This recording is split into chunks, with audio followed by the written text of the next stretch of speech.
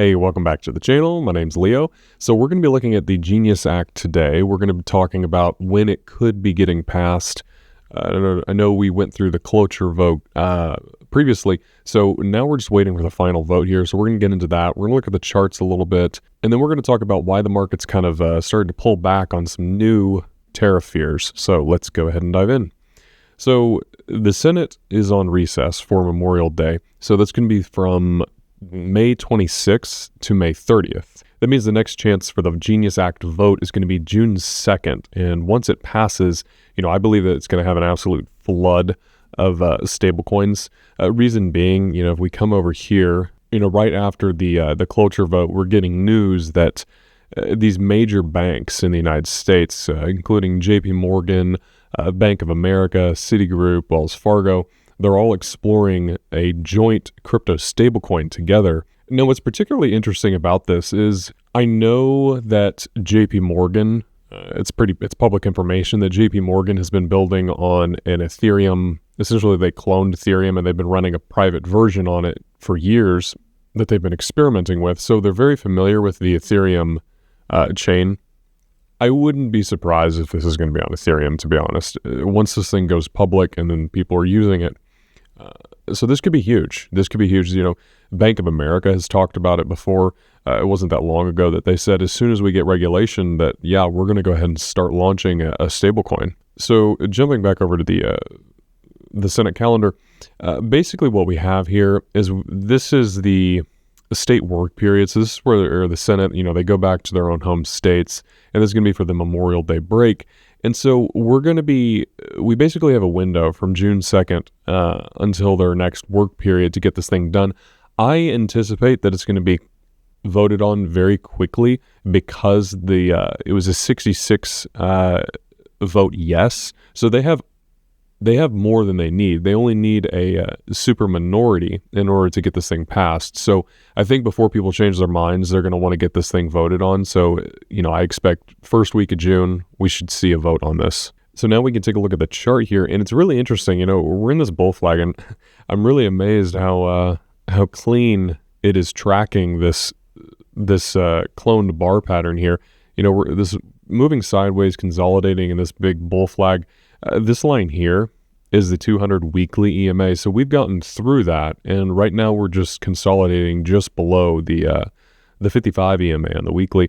And so if you zoom in here, it's doing exactly what I was thinking that it was going to do. It was going to come up here to this 27 to call it 2400 range and just chop sideways. And these doji bars here, these are congestion bars.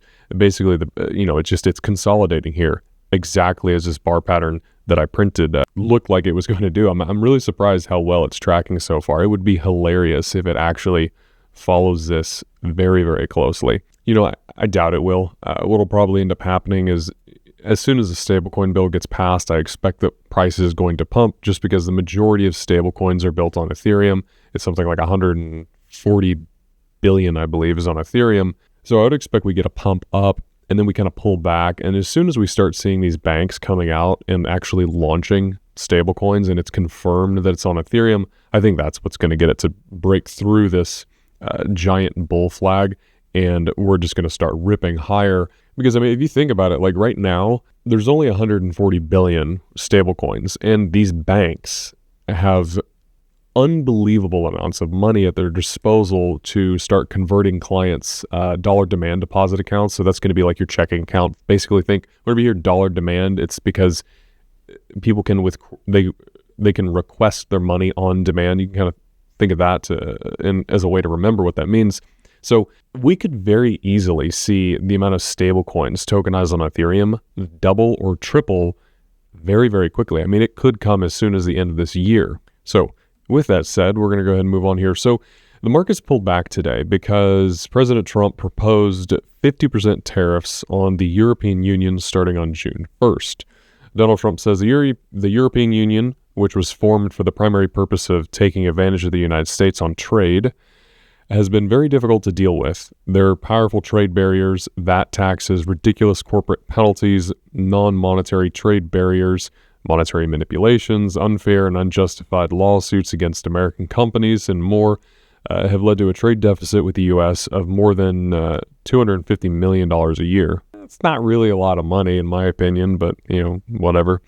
Considering how much trade we actually do with the UK, at 250 million is not very much. So he goes on to say a number which is totally unacceptable.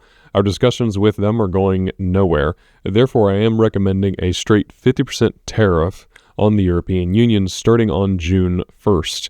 There is no tariff if the product is built or manufactured by the United States. Thank you for your attention to this matter. So he goes on to say that Trump has said that he's not looking for a deal with the European Union, that companies will have to move their plants to the United States. I feel like this is not true.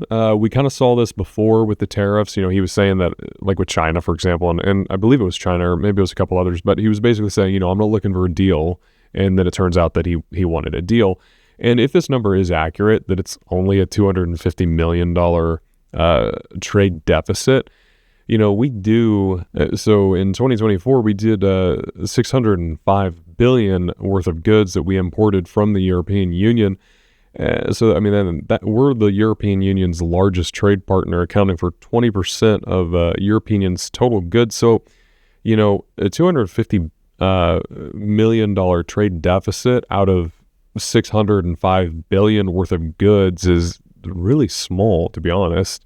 I feel like this is very, very minor, and this is something that could just get fixed. So, if that's all he wants, get it fixed, and then, the $605 billion worth of goods that we import from the European Union, if you don't fix it, then it's 50% tariff, and those goods are now $900 billion. So, I feel like this is a similar situation to where, to what we had with Canada and Mexico, where with Canada and Mexico, 80% of their goods came to the United States. So it was such a lopsided trade deal.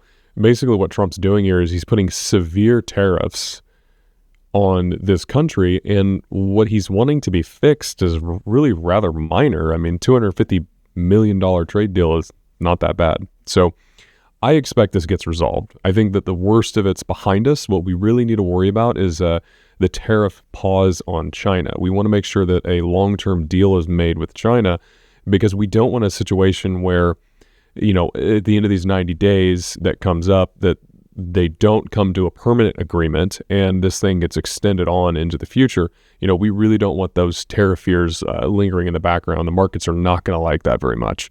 So moving on, Crypto Rover is reporting altcoins are about to explode. So it's interesting because we have a very similar pattern on Ethereum, where we zoom out, you can see this massive bull flag on Ethereum, and I'm expecting it to rip anywhere from, conservative low-end targets, 30,000, all the way up to getting up to the highs here around $75,000, $80,000.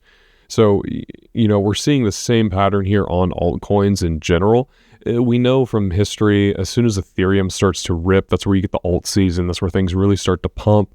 Global liquidity is still rising. So, you come over here to the, so I just put on the global liquidity indicator. And so you can see that we're still above the 100 EMA. And this has marked the start of every bull run, because basically central banks around the world, they ease monetary policies, they start printing money, and they end up pumping risk assets of all kinds. So, we're still above, and we're actually starting to increase in liquidity again. So, this is a good sign to me. As long as liquidity stays above this 100 period DEMA on the weekly time frame, I'm not worried about whether we're entering a bull run. To me, we're in the bull run. It's just now starting. So I expect that we are going to be breaking out of this big bull flag on the altcoins and on Ethereum sometime by the end of this year. I'm thinking September, October timeframe, but we'll just have to kind of play it by ear, see what the market does. So I think that pretty much wraps up today's video. Until next time, y'all take care. Any questions, comments, leave them down below.